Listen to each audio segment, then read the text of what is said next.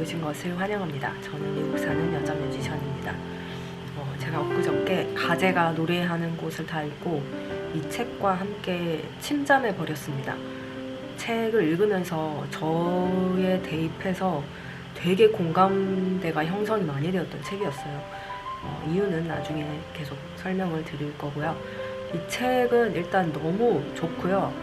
책이 좋은 이유가요, 되게 많아요.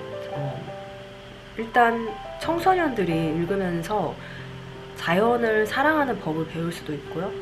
어떤 사람을 만나서 어떤 사랑을 해야 하는지 가르쳐 주기도 해요. 이게 성장 소설이기도 하거든요. 그리고 우리 안에 다 있는 소속감의 욕망, 외로움의 근원에 대해서 이야기하고 있기도 해요. 너무너무 좋은 책이고, 어떻게 이 책 안에 다 성장 소설이죠. 한 사람의 거의 일대기잖아요. 그러면서도 서스펜스가 있어요. 누가 이 글을 죽였나 뭐 이런 게 나오거든요.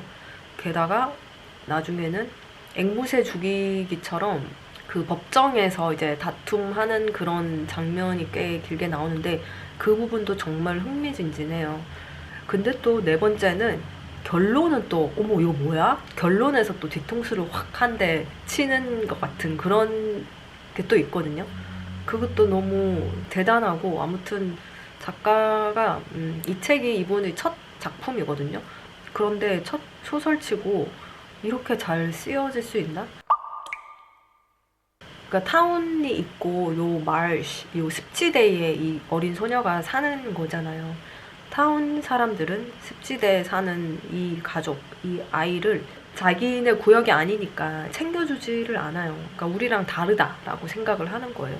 심지어는 경찰들도 거기 사람들은 터치를 안 하죠. 근데 그게 결론에서 이제 그거랑 결론이랑 조금 연결이 되는 부분이 있거든요.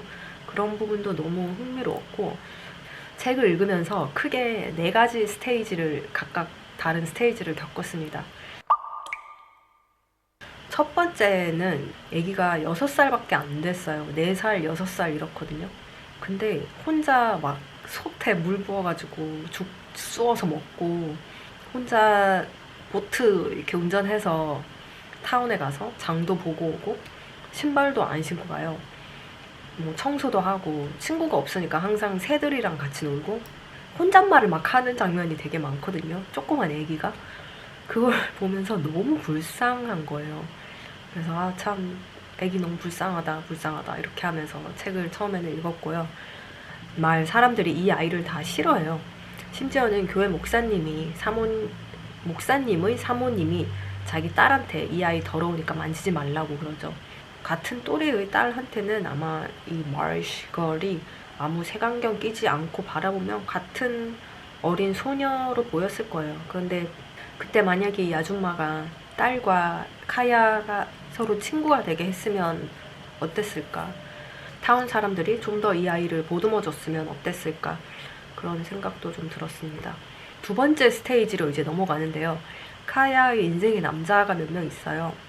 새들조차도 관계를 맺기 전에요, 서로 관찰하는 탐색기가 있죠. 그게 길거든요.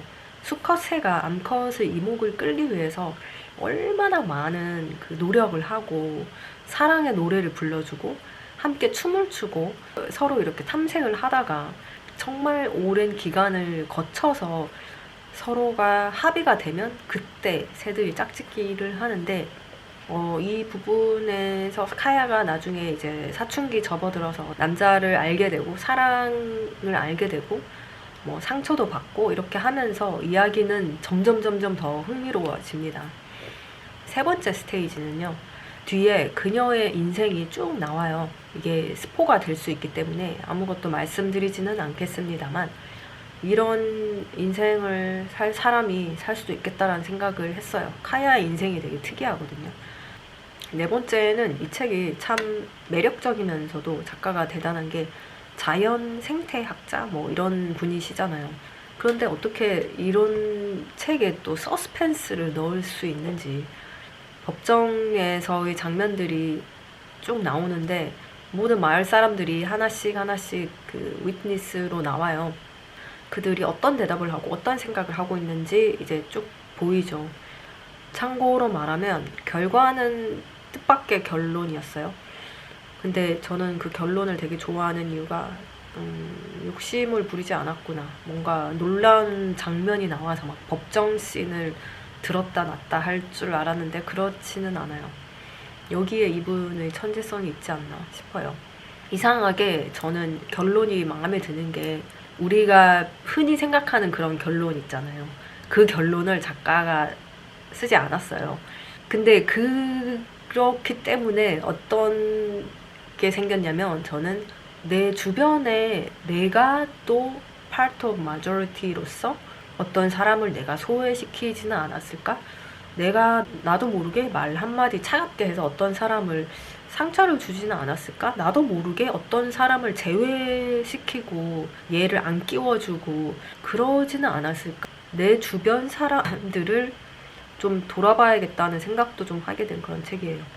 카야가 정말 평생 살면서 이성도 그렇고 사람 그리고 친구가 5손가락 안에 꼽힐 정도예요. 그 정도로 외로운 아이거든요. 그리고 항상 자기는 그 사람들 속에 들어가고 싶어 하는 그 장면이 몇 개가 있어요. 그런데 사람들은 안 끼워지죠. 그런 마음?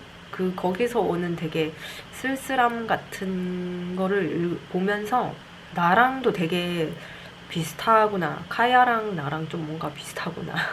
그런 생각도 들었고 또 한 가지는 자연이 위대하잖아요. 자연이 위대한데 얼마나 위대하냐면 뭐 이 타운 사람들, 도시 사람들 그거와 상관없이 자연은 항상 거기에 그렇게 있구나. 그리고 아무 말이 없구나. 그냥 그것은 거기 있을 뿐이구나. 근데 카야 자체가 나중에는 정말 자연의 일부가 된 느낌? 사람들하고 동떨어져 있잖아요.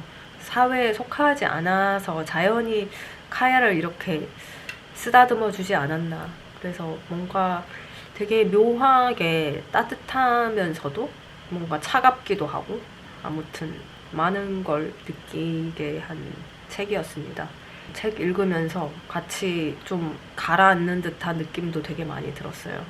어떤 감정 같은 거를 들키지 않으려고 노력을 했던 적도 있었고 아무튼 너무 좋은 책인데 오늘은 좀 컨디션이 안 좋아가지고 몸이 좀 안 좋은 관계로 말을 되게 두서없이 한 것 같아요. 이거 끝나고 나서 제가 며칠 전부터 읽기 시작한 책은 사피엔스입니다. 코모데우스 끝내고 지금 2번째 유발 하라리 책을 읽는 건데요. 이 책도 다 읽으면 리뷰를 남기도록 하겠습니다. 그럼 오늘 여기까지 할게요. 안녕!